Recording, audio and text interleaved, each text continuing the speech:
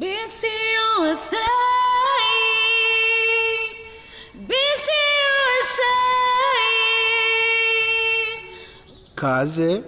kaze nawe kuri televiziyo ya Bcusa.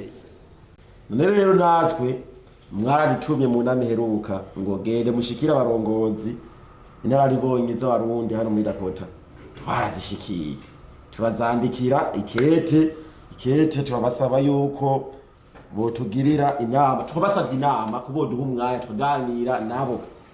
Mugabo iritarareba ngo ntitera ingata niko ngira bigenda. None rero ubwo butumire bwaragiye mu kwezi wa gatanu, mu kwezi wa kane, tugeze mu kwezi kwa 11. Navuze itararenga ntugirana. Ngero umwaka nturarenga mu 2022. Twirindire mu kwa 11 mu kwa 12 agengira umwaka utarahera. Bo twiyumvirira bazokwemera ko iyo nama ihaba. Rero twaragerageje turatumira imigwi ibiri. Twatumiye umugwi w'abakina mama, turatumira n'umugwi urongowe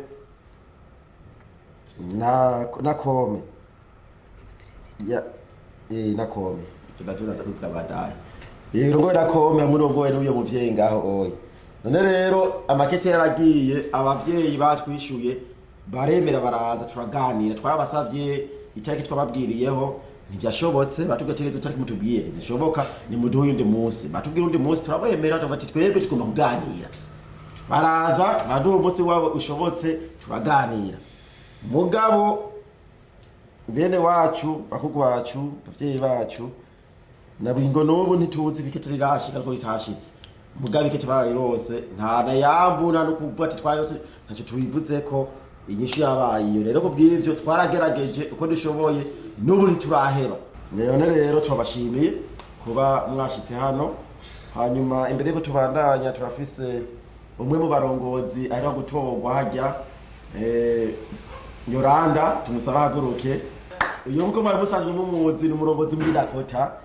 Bwa mbere turamushimiye ku butwari bwiwe, ukuntu hano muri Dakota baramwizigiye arakora muri community ya South Dakota. Nta musi tuzogira inama ngo twese duhurire hamwe, ariko abashobotse nabo babonetse 10-20 mushima Imana, kuko abandi nabo mushamutwara iyo nkuru mukazoshigikira ivyavuzwe bivuye muri iyo nama. Niba bajejwe kugira gutegura imigambi y'iterambere ngaha, tugaheza rero tugakorana twese. Hanyuma rero tumuha umwanya afata ijambo agende n'igikorwa c'inama y'uno munsi. Tugira Imana.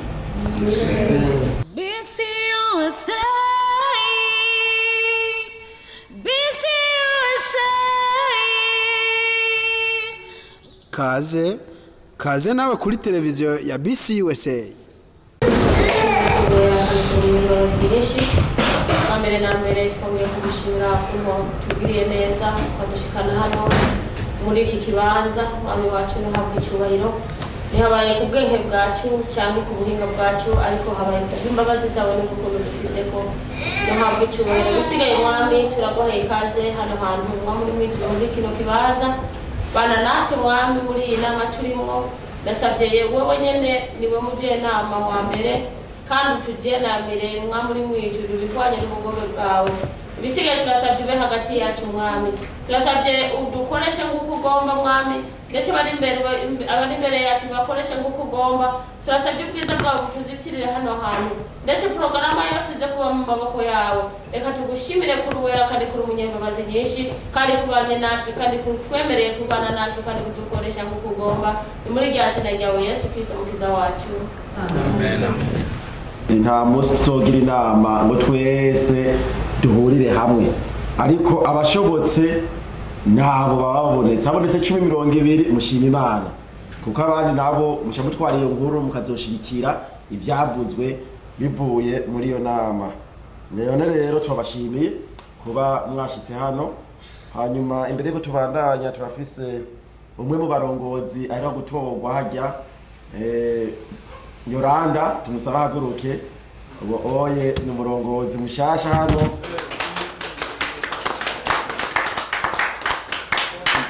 uyu nko mwari musanzwe mumuzi ni umurongozi muri Dakota. Bwa mbere turamushimiye ku butwari bwiwe, ukuntu hano muri Dakota baramwizigiye arakora muri community ya South Dakota. Hanyuma natwe muri federale muri Bcusa turamugomwa, turabona ko akwiye kuba icegera cha vice president mu bajejwe abamama. None rero kare muri Bcusa nta mugwi w'abamama wariho, none rero abo oye nibo bawurongoye. Rero kubw'ivyo tumuha amashi kandi tumwikaze gose. Bazotumarira iki?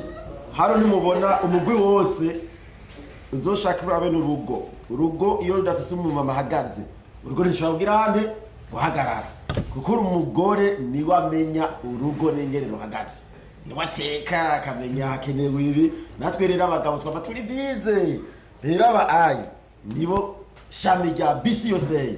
Aba nibo bazodufasha. Harimwo igikorwa kimwe dukeneye bazodufashamwo ni igikorwa c'abapfakazi n'imfuvyi muri Amerika. Ico oye bazogihagarikira hamwe n'ibindi abamama kwiteza imbere kugira bashireho icobuza abamama mu migwi nabo batera imbere. Hariho nk'amashira hamwe y'amama hano muri Dakota yarakora vyiza, n'umwe n'ibasiti yarakora vyiza. Rero bo muyogira ubucuti, iyo mukoze nk'umugwi umunsi mukuru mugatumirana nk'ishira hamwe mukaronka abandi bava hirya bakaza kubashigikira bakavuga n'ijambo mugakorana. Rero aba bazobaga kico gikorwa ndizera ko bizagenda neza kandi n'ishira hamwe bizoshishikara bitera n'ikimbere. Nego bw'ivyo mu bantu bapfuye nta muntu n'umwe atarafashwa, kubw'ivyo mwikomera amashikwera. Intererano mutanga irakora ibikorwa, intererano mutanga irafasha kandi ibintu bikagenda neza. Hanyuma nubwo byagenze uko bino nishira hamwe gufashanya, nituvuga ati ngo mara twatanze yagiye ubusa, twafashije abacu birashika kabatari wacu muvuka n'amaraso uko tukivuga, mugabo n'uwanyu muri Yesu Kristo, kuko ni Murundi nkanyu. Nubwo bw'ivyo twafashije abacu kandi niyo ntumbero dufise, niyo ntumbero yacu. Hama ikindi murazi yuko umwaka ugira urangire Bcusa ihari. Kubw'ivyo twebwe hano turabarongoza muri Dakota, hanyuma nkongera nkaba mu representa wo muri Amerika yose muri Bcusa. Hanyuma ivyo byose twaragerageje kugira twarikisha amashira hamwe. Ivyo n'ibikorwa by'iwanje mu ntara, ivyo narabikoze mu ntara zibishaka, nabafasha no kuguriza amabanki. Ivyo bikorwa birabandanya. Kubw'ivyo mfise ibikorwa vyinshi nkora ariko biri kubiragenda neza. Hama ikijanye n'uburongozi bivanye nuko amateko yabivuga, twebwe tubifata kibanza tutwara umwaka umwe muri federale. Kubw'ivyo hariho amatora. Aya matora yazoba itariki 17 z'ukwezi kw'icumi-na-kabiri. Ntibaratangariza abazokwitoza, ariko ndibaza muri Riyinga tugiye gutangura bazotumenyesha abazokwitoza. Mga muri Dakota nta numwe arimwe zokwitoza, sinzi byagenze gute. Dufise ingamunyu ngizi vice president, Hari bose bari hagiye, hari ingamunyu zose, habuze n'umuntu umwe yitoza muri Dakota. Kandi muzi ko ahantu hari ku cicaro gikuru, numurumva ko bagomba abantu twari cicaro gikuru, ariko nikizohava ni mureme kuko nacari representa wishira hamwe bizoguma ari ngahagenda. Kubw'ivyo kiretse gusaba nkuye. Hama ayo matora twosaba abantu muzoyitabire. Uburongozi bukuru burangije tuzoje dushiraho amatora hano muri Dakota, dutore indongozi kuko twese hano turashoboye kurongora. None rero uwo muzoshima niwe azocarangurura atwara Bcusa, abandanye ikindi kiringo muzomuhereza ngiba ari umwaka imyaka 2 azorongora adushikane ku ntumbero nziza. Twaragerageje ndukubandanya n'ubucuti bwiza bw'abarongozi ba hano bo muri South Dakota n'imigwi ya hano, ariko mukorana n'abashoboka. Hajya ivyiza nivyo vyiguza, si wewe bidandaza. Abantu bamaze ko nivyiza baraza, nkuko bamwe bagiye binjira babona akamaro ko kuba muri Bcusa. Kuba muri Bcusa nta muntu twasite kwingoho cyo tufata ku nguvu nuze ube hamwe n'abandi, ni kwiyumvamwo nukuraba mbega mu myaka 10 iri imbere tuzoba tugifashanya hano muri Dakota canke umuntu azobafashwa gute. Muravye nk'ipfuzi ko ziraba hamwe bopfa nk'abantu 10 bakurikira muri Dakota, mbega tuzoronka ubushobozi bwo kubafasha. Rero ivyo byose uciye birabwa avuga ati ntibizoshobora uja hamwe n'abantu, ni byiza. Harimo akarusho nibo rishobora kuvuga ati ngo nta nyungu tubonomwo ariko harimo inyungu irahari ni nyene gukoranira hamwe kuja hamwe guhanahana ivyiyumviro none rero muri ivyo twarabikoze twaragize inama n'abakina mama abarongoye umugwa wakina mama twaragize inama sindebuka itariki ariko twarashoboye kugira inama nabo abo bakina mama twaravuganye ko dushobora kugiranira ubucuti twe nabene hanyuma ubwo bucuti mbega bwari ubucuti bumeze gute ni ubucuti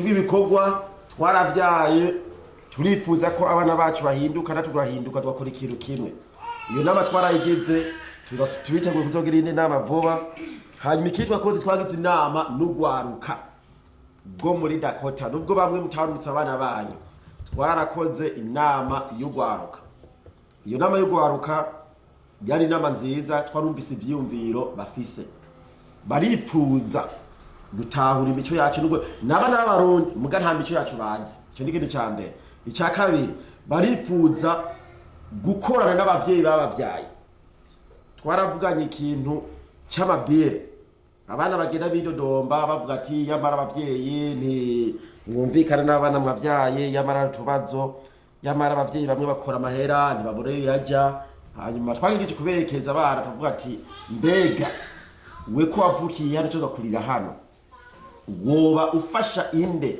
muri Afrika nta numwe turaberekeza ingene abavyeyi mwasize bene wanyu banyoko wanyu n'abandi mushobora gufasha ari muri Afrika mugabo bana bakuriye hano ivyo ntavyo bakora rero kubw'ivyo babonye munsi amahera muri Afrika bibaza ngo hamwe amahera ukunoko ariko twagerageje kubereka ko mufise imiryango mufasha muri Afrika bene wanyu none rero tubahimiriza kubuzi bakora kugira barabukuntu biga amahera bakora nubwo yo bari make begera umuvyeyi bamenye kuriha ibire nyimba ari ibiri y'amazi bashe kuriha ibiri y'amazi ntibabone ngo umuvyeyi byose ni papa akora byose so ivyo ni ibintu twagerageje kuganira no gwaruka hanyuma turabasezerana ko dukeneye gushiraho indongozi zabo baduhe umuntu ashaka kuronka urwaruka tuzokorana ivyo bibazo baba bafise mu gwaruka babituzanire natwe tugire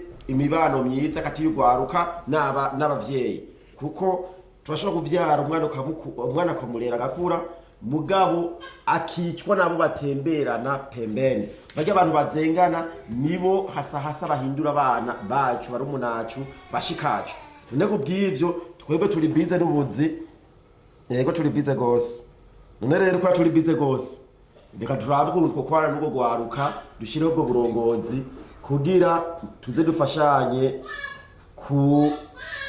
kurerana rero urakoze cyane yakwa president hanyuma reka duhe kaze vice president nawe aducire ku mayange ku byo yateguye hano turacasigaje isaha imwe yo kuba turi ngaha hanyuma turibaza yuko iyo saha ija kurangira inama tuyigenze ari nyakwa president sawa murakoze kuduha akajambo ndabarambira ko bisa nk'uko perezida birangije byose ahubwo hasigaye ko duhama ijambo hanyuma reka nongere ko bino bikeye ni kuvuga yaciye ku ijambo ry'amatora hano mu ntara iwacu ndazi ko abantu twese tutahura kandi tuzi ko buri kisara cyose cyangwa buri ishyirahamwe ryose ritegerezwa kugira umurongozi cyangwa abarongozi kugira ngo ibintu bitere bije imbere. Twebwe twatanguriye muri Bcusa turamaze imyaka ishika 4 nibaza 4 kuri 5. Nukuri twagumije ibintu byinshi cyane uko habaye intambara zisanzwe kandi zitoroshe hirya no hino, umugabo twagumije ibanga ridasanzwe kugira ngo tubandanye bino bikorwa, kuko imyaka aho tubaye hano muri Amerika imyaka myinshi cyane. Umugabo basanga umuntu hirya no hino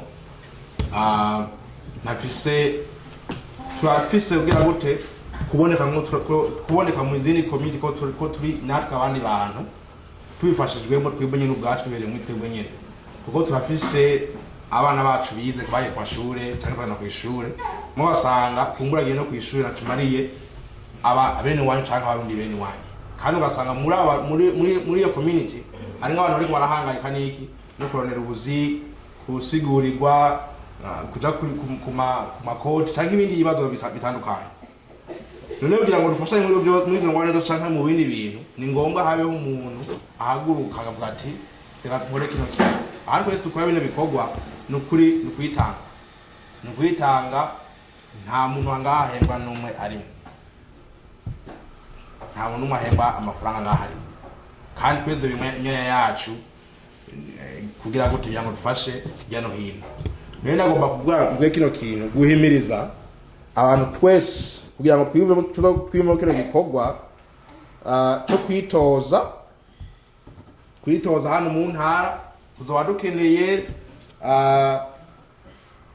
kuko ndibuka ko inama twakoze tuyikorera ku mutamo wacu Pastor Jonas twe twashizeho tuvuge nk'imfata kibanza.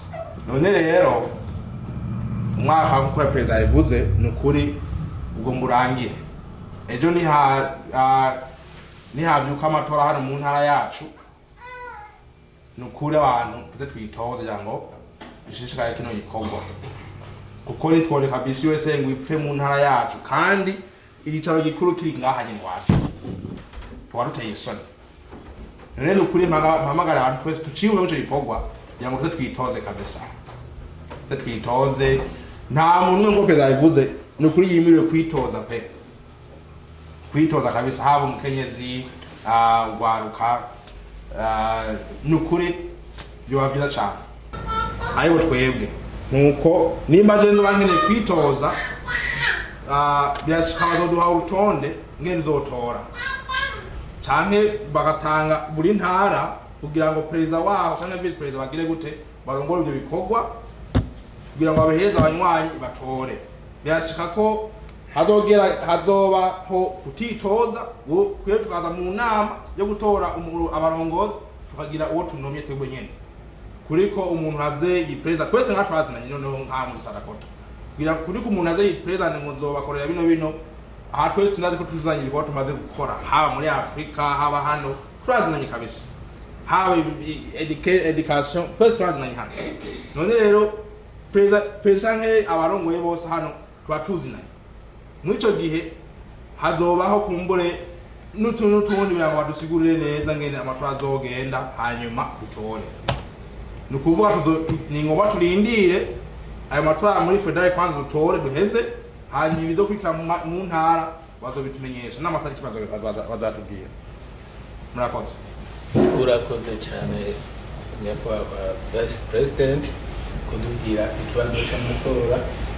Reka rero muri kano kanya dufate umwanya turaca office tubaze ibibazo aho tudatahura aba ku matora muri federal cyane mu matora azobera ngaha aho tutatahuye ariko mu kubaza dufate umwanya mutoyi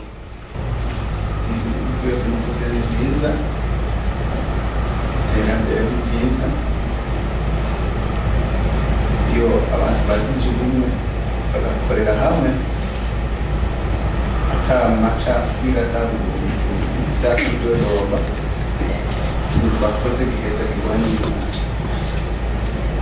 ariko cyarakana tugomba kubaza abakuru ariko nimba kajyanye nuko ntajenda muri ko kuramba bari ko je numva kambaza ngo cyane jewe ukondi undi ibintu by'ubumwe kabisa kandi nkunda ibintu byo gukorera hamwe kuko usanga ari inyungu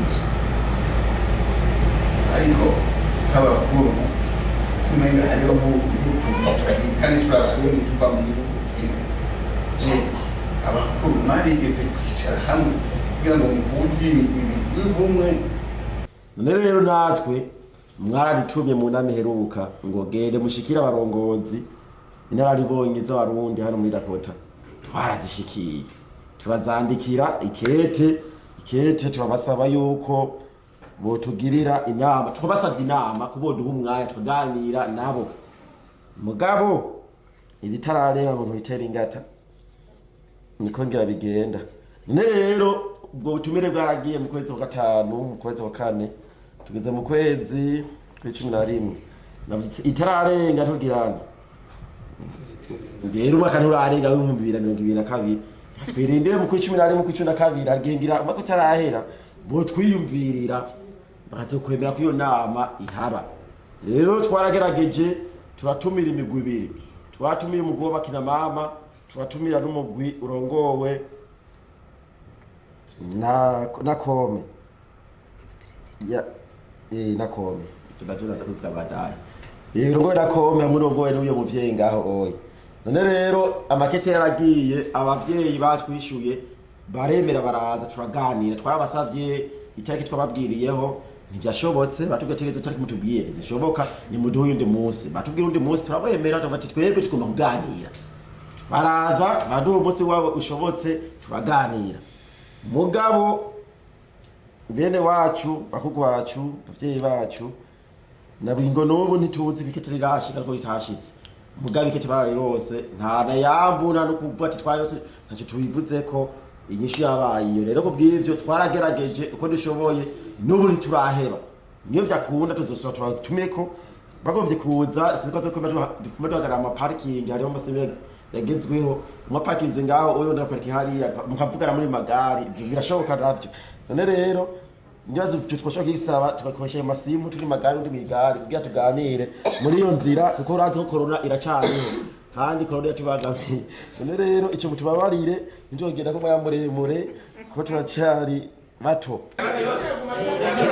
namwe rero genda muvyitegurire mugari muri dodo niba ari ryo kaye mugere mugiyandikemwo bazobagere bazobafasha tarafashije donc kam muze complaining ngaha twebe n'umbi bitaro utange hariya no ngaho utanga nkuko harimo abantu tuko turabona umubitsi yabwiye aramwandikire mugabo ntata gwiba ngo amabiri mfise ni menshi mugabo bonetse biri muri Afrika runway amadari jana bayatanze mugabo ishirahamwe ariko aratanga uyo muntu agize ibibazo nta n'igiti zomufasha nawe yogira uwabo apfa muri Afrika ni senti rimwe muri Bcusa ntituzofasha ni senti rimwe ntituzofasha kuko dutanga n'abantu horo bafasha mu mugwi wacu muri Bcusa icyo tubitangurane ugomba yifutishe mu mugwi nta ngorane mugandi zo kwama tubana abantu benshi badakora kandi batazi mission yishira hamwe baza kuducafuza yamara imyiko imisi yose bavuye ngaha bagiye mu zindi nama batuvuga nabi vumuvamwo kuko niwe witegurira kazoza kandi uvuyemwo ntuzombona nta ngora n'icyo bitandukanye zo kuzanira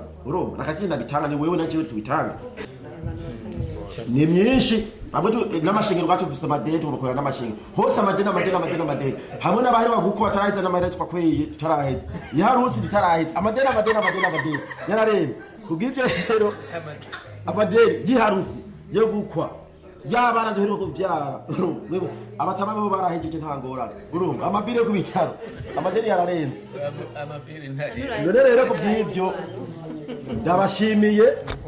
ndabashimiye ku ukuntu mwitavya kamo abaje mwacerewe muzabe twarizo ngene mwumvise ariko twifuza ko twoshinga Bcusa kaze nawe kuri televiziyo ya Bcusa.